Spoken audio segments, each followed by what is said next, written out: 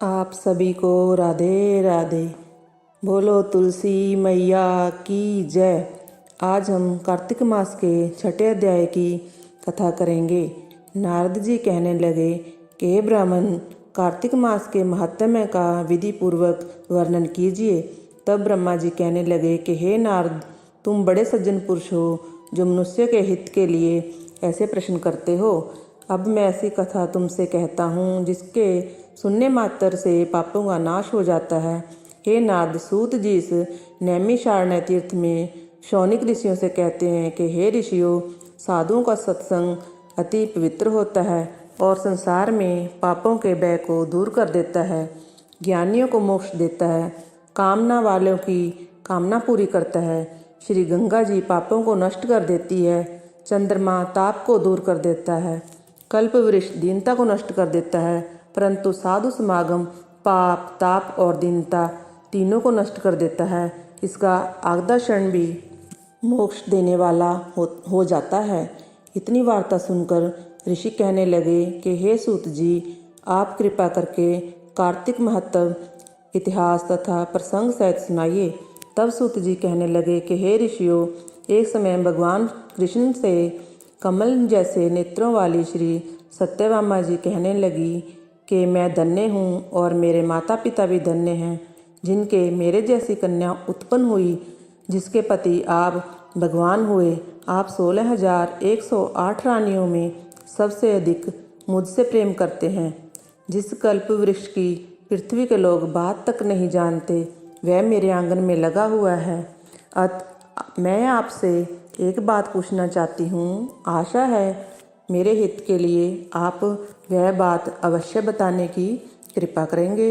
इतनी बात सुनकर श्री कृष्ण जी सत्यभामा का हाथ पकड़कर कल्प वृक्ष के नीचे ले गए और कहने लगे कि हे सत्यभामे, सब रानियों में तुम मुझको सबसे अधिक प्रिय हो।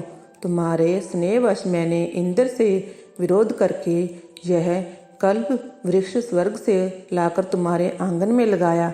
मैं तुम्हारे लिए अधेय भी दे सकता हूँ या कथय भी कह सकता हूँ। अब तुम मुझसे यदि गुप्त से गुप्त बात पूछोगी तो वह भी मैं तुम्हें बताऊंगा।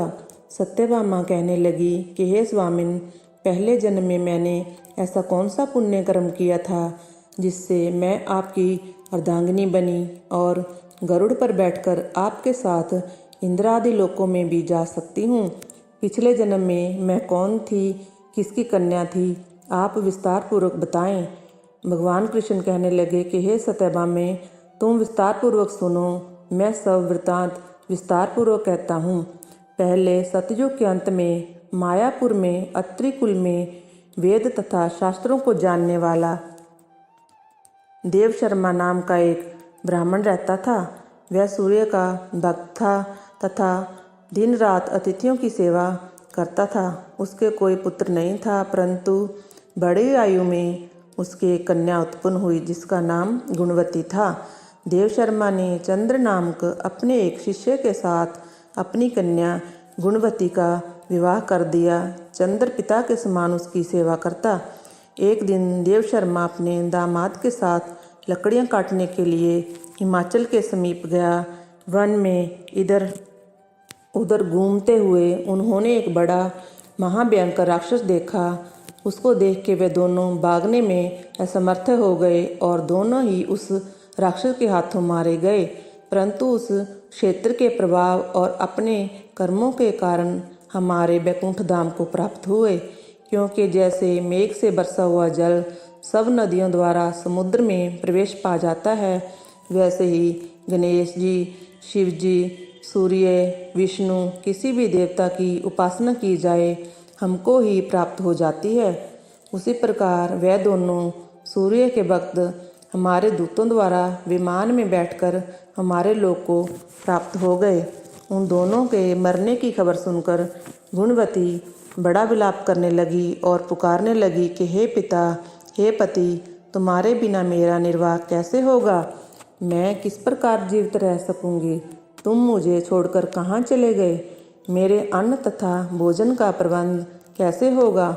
मेरे लिए अब कोई ठिकाना नहीं रहा। इस प्रकार विलाप करती हुई वह वृक्ष की तरह बेहोश होकर भूमि पर गिर गई और जब कुछ चेतना आई तो उसने घर का सामान बेचकर उन दोनों की अंत्येष्टि क्रिया की और मेरी भक्ति में सदा तत्पर रहने लगी। इसी प्रकार कार्तिक मास आ गया और वह कार्तिक के व्रत करने लगी तथा एकादशी का व्रत भी करने लगी। यह दोनों ही व्रत भगवान को अति प्रिय हैं तथा मुक्ति और ऐश्वर्य को देने वाले हैं। कार्तिक मास में तुला के सूर्य में जो प्रातःकाल स्नान करते हैं, जागरण तथा दीपदान करते हैं, उनके महापातक नाश हो जाते हैं। जो मंदिर में जाकर झाड़ू देते हैं या भगवान की पूजा करते हैं वह जीवन मुक्त हो जाते हैं। जो तुलसी के वन की पालना करते हैं वह फिर इस संसार में आकर जन्म नहीं लेते। एक समय वह जबर से पीड़ित हो गई। वह दुर्बल शरीर वाली गुणवती गंगा स्नान को गई और गंगा जी में प्रवेश करते ही शीत के मारे उसकी देह कांपने लगी। वह शिथिल होकर वहीं गिर पड़ी। उसी समय हमारे दूत सुंदर विमान में बैठाकर उसको हमारे धाम ले आए। यह कार्तिक के व्रत का ही प्रभाव था। फिर द्वापर में ब्रह्मादि देवताओं की प्रार्थना पर इस पृथ्वी का भार उतारने के लिए हमने कृष्णावतार लिया। तो उस समय हमारे ही सब देवगण यादव बने और तुम्हारे पिता देव शर्मा सत्राजित हुए, चंद्र शर्मा अक्रूर हुए और तुम गुणवती सत्यभामा हुई। कार्तिक के व्रत के प्रभाव से तुम हमारी प्यारी हुई। तुमने आज जन्म तुलसी के वृक्ष का पालन किया, इसी से तुम्हारे आंगन में कल्प वृक्ष है। कार्तिक में तुमने दीपदान किया, इसी से तुम्हारे घर में लक्ष्मी स्थित है। जो कार्तिक मास में तुमने व्रतादि किए, उसी के कारण तुम हमारी अर्धांगिनी हुई। जो कोई कार्तिक मास में व्रतादि करते हैं वह हमको तुम्हारे समान ही प्रिय होते हैं। अन्य दूसरे जप तप ज्ञान दान आदि कार्तिक मास की 16 कला के बराबर भी नहीं है। इस प्रकार कार्तिक मास का छठा अध्याय समाप्त हुआ। बोलो जय श्री राधे श्याम।